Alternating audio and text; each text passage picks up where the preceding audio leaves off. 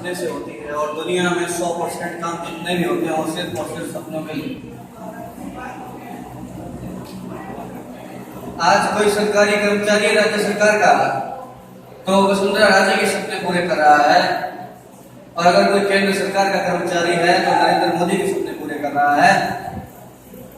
अगर कोई खुद का व्यापार कर रहा है तो अपने माता पिता का सपना पूरा कर रहा है, लेकिन काम तो सिर्फ और सिर्फ सपने के लिए होता है।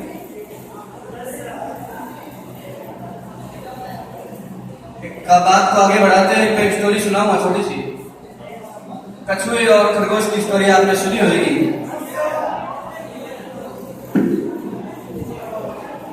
इधर पीछे एक बार मेरी बात सुन लो।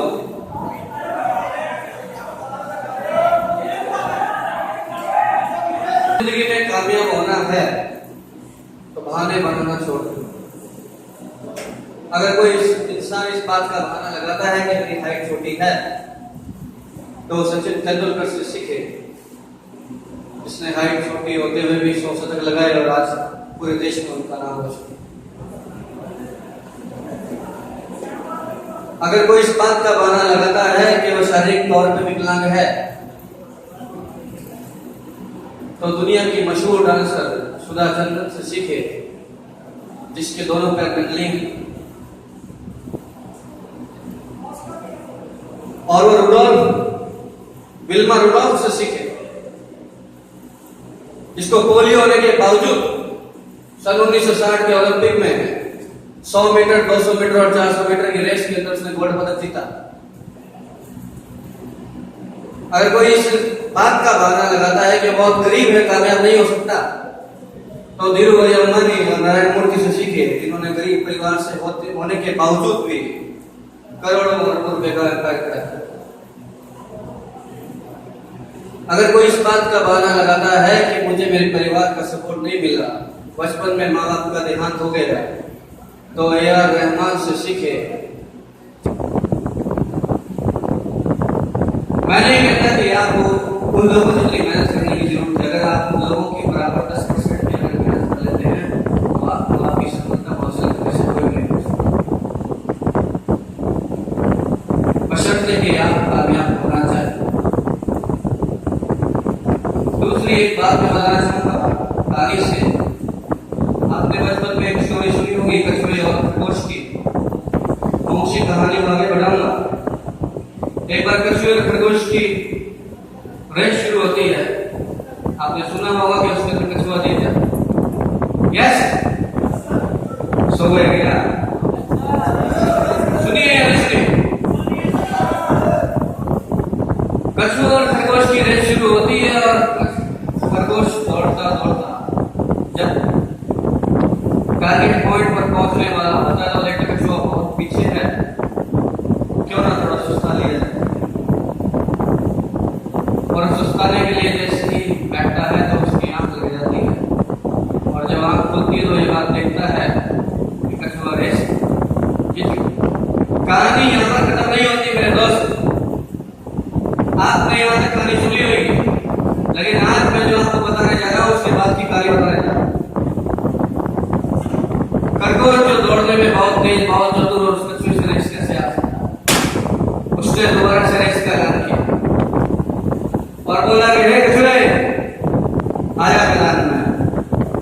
ना तुम मुझसे कभी तेज दौड़ सकता था और ना ही कभी तेज दौड़ सकता है, और ना ही कभी जिंदगी में मुझसे तेज दौड़ पाएगा। आया मैदान में एक बार फिर रेस हो जाए। एक बार फिर रेस हुई। सुन लो भाई, सुन लो मेरे पास, सुन लो, बाद में ना सुन। एक बार फिर से रेस हुई और जैसा कि खरगोश सीधी सी बात है, तेज दौड़ता है, खरगोश तेज दौड़ा और इस बार उसने रेस जीत। और टारगेट पर जाने के बाद उसने बात बोली कि मैंने तुझे पहले ही कहा था, ना मुझसे कोई तेज दौड़ सकता है, ना तो दौड़ेगा, ना ही आने वाले वक्त में दौड़, तो रेस तो मैंने ही जीती। कहानी यहाँ में ही खत्म नहीं होती मेरे दोस्त। इस बार दोबारा से कछुआ चैलेंज करता और कहता है यार दम है तो आजा मैदान में और इस बार दोबारा से दौड़ लगाएंगे, लेकिन रास्ता मैं डिसाइड करूंगा। मंजिल तो डिसाइड कर, लेकिन रास्ता मैं डिसाइड। कछुआ रास्ता चुनता है और रेस शुरू हो जाता है। खरगोश बड़ा तेज दौड़ते दौड़ते आगे जाके रुक जाता है। क्यों? क्योंकि वो आगे देखता है कि उसकी आंखों के आगे बड़ी नदी और नदी के इस किनारे पर रुक जाता है। कछुआ बेचारा धीरे धीरे चलता जाता नदी के किनारे पे आता है, क्योंकि कछुए को तैरना भी आता है। तो जैसे उस नदी के अंदर अपने पैर रख रहा होता है, उस टाइम उस खरगोश को ये बात बोलता है कि हे खरगोश भाई, क्या बोलता है, कौन जीतेगा? कौन जीतेगा? कछुआ बोलता है ना, दोनों मिलकर नदी पार।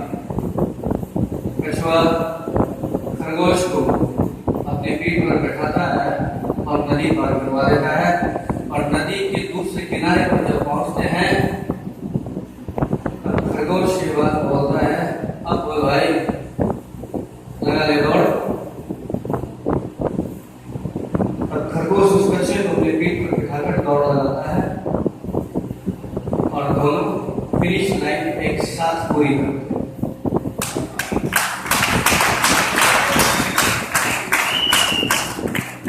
This is the story. तुम्हारी हमारी सबकी जिंदगी में यही चलता रहा है, एक दूसरे के काम स्वयं करें। अगर जिंदगी में कामयाब होना है तो एक दूसरे का हाथ पकड़कर, एक दूसरे का साथ चलकर अपनी मंजिल पर पहुंचो, वरना एक दूसरे के काम खींचकर यही